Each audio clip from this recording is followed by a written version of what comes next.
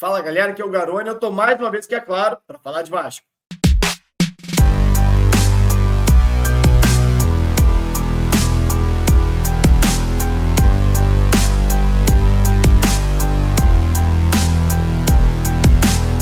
Pós-jogo de Vasco 2, Red Bull Bragantino 2, jogo disputado nesse sábado em São Januário. Se você estava esperando sair o pós-jogo aqui no canal, já chega deixando o like. Se você ainda não conhece meu trabalho, está passando aqui pela primeira vez e é vascaíno, já se inscreve aqui no canal. Também estamos caminhando para 90 mil inscritos aqui no canal. Mas bora falar desse Vasco 2, Red Bull Bragantino 2. Normalmente eu faço a live logo depois do jogo, né? Ou então uma análisezinha gravada, e hoje está saindo um pouco mais tarde, exatamente porque eu estava em São Januário, né? 9 anos que eu não ia a São Januário.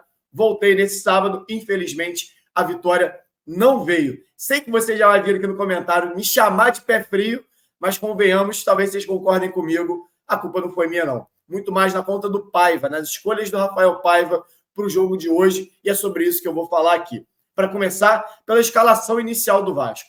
Para mim, o pior momento para se poupar, seja para a Copa do Brasil, aliás, se acha um erro poupar time do Brasileiro para jogar a Copa do Brasil.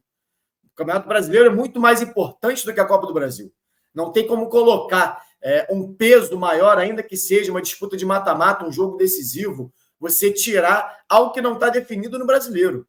A situação do Vasco no Brasileiro, apesar da tabela mostrar o time no meio, não é cômoda. Tem muitos times com jogos a menos abaixo do Vasco.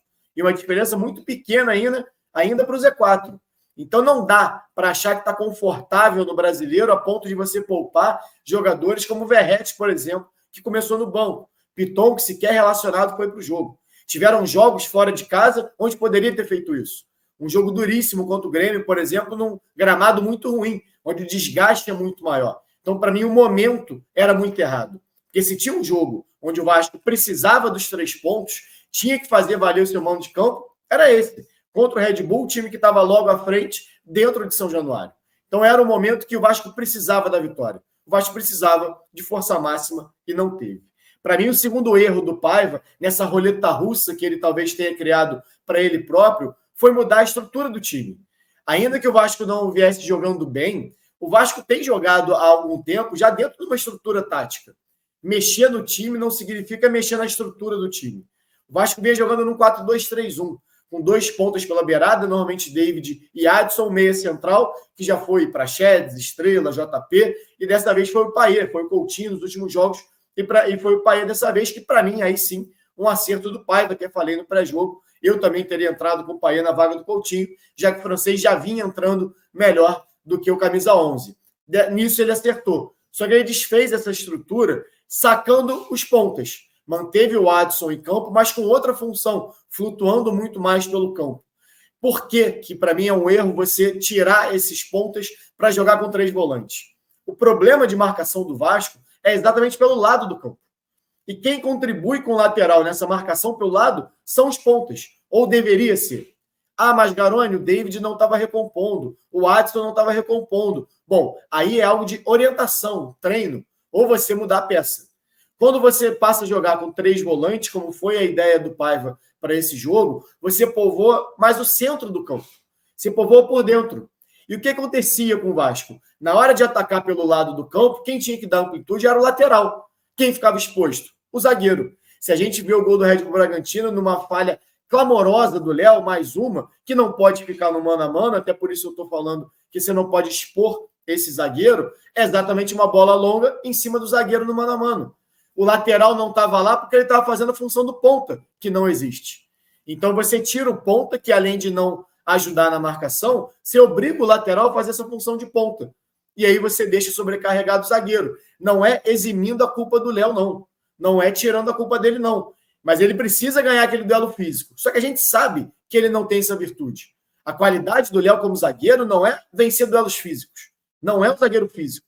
A qualidade do Léo como zagueiro é construindo, saindo jogando. Não tem nada a ver com vencer seus duelos. Que, aliás, é o que normalmente ele perde.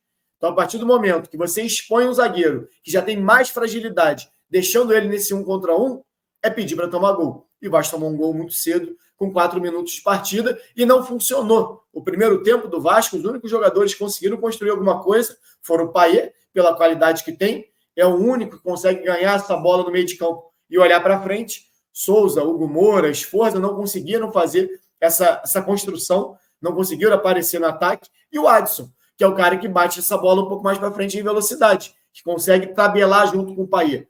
Foram os únicos jogadores perigosos realmente do Vasco na primeira etapa que buscaram o jogo. Mais 2 contra 10, não tem como. Você vai parar sempre numa parede ali que dificilmente vai conseguir construir alguma coisa, e quando conseguiu, estava impedido o caso do gol do Adson, ainda na primeira etapa. No segundo tempo, o Paiva começou a mexer no time exatamente para mudar essa estrutura. Sacou o Souza e entrou com o Verratti. E aí voltou a ter uma trinca, apesar do GB ser muito centroavante, mas é esse cara com característica de mobilidade. Por acaso, a gente fez um vídeo aqui sobre o GB do canal semana passada, falando exatamente sobre isso. Olha, o GB é um 9, mas que pode jogar de beirada, pode jogar como segundo atacante. E foi isso que o Paiva fez. Manteve o Adson aberto de um lado, passou a ter o Verratti centralizado e o GB jogando um pouquinho mais aberto. Só que muitas vezes trocando de posição. A gente já tem visto o Verratti muitas vezes saindo da referência. E dessa vez ele pôde trocar de posição com o GB. Isso começou a confundir um pouco a defesa do Red Bull Bragantino, passou a ter duas preocupações. A saída do centroavante pelos lados, 2 centroavantes, né, ou o GB ou o Verratti se movimentando pelo lado, e ao mesmo tempo também os dois entrando juntos dentro da área. Você passou a ter 2 caras de referência, 2 caras altos para marcar. E numa dessas bolas, exatamente do Payet pelo lado, Vitor Luiz cruzou para o GB marcar o primeiro gol dele como profissional. E aí muda totalmente a dinâmica do jogo. O clima fica todo favorável, a arquibancada foi junto, e logo na sequência o Vasco faz um gol, mais uma vez utilizando um dos seus centroavantes. Pivô do Verratti para gol do Adson, que para mim vinha sendo um dos melhores em campo, atrás só do Payet. Mas o Vasco depois parou. Falei que das escolhas do Paiva, a escolha pelo Zé Gabriel, principalmente, me chama muita atenção. Primeiro porque, para mim, o JP, até falei isso no pré-jogo, na ausência do Matheus Cocão, a primeira opção para mim de meio de campo já seria o JP. O Vasco conseguiu entrar com 3 volantes, nenhum é o JP, e no segundo tempo alterar essa estrutura e não entrar com o JP, entrar com o Zé Gabriel. Então, você está sempre, falei que de roleta russa, mas parece que em algum momento vai disparar. O Vasco arriscou, e em algum momento disparou. Disparou logo muito cedo com o erro do Léo Pelé. Falei, você deixa essa lateral ainda mais exposta, lateral que o Vasco teve 2 reservas, Piton poupado e PH suspenso, jogou com Vitor Luiz e Puma, então você já estava fragilizado pela beirada, expõe mais o seu zagueiro. E depois com a entrada do Zé Gabriel, que é um jogador que constantemente falha, já havia falhado, inclusive, numa saída de bola, falhou na marcação. Primeiro o Vasco erra na marcação pelo lado, que é uma deficiência do time. O Adson já cansado não consegue pressionar a bola, o Puma também não chega, Zé Gabriel não acompanha e o Vasco toma um gol aos 43 do segundo tempo, custando 2 pontos caríssimos para o Vasco. 2 pontos que demoram para chegar. Tanto que nas últimas 3 rodadas o Vasco só fez 1 ponto. São 2 derrotas fora de casa e um empate agora dentro.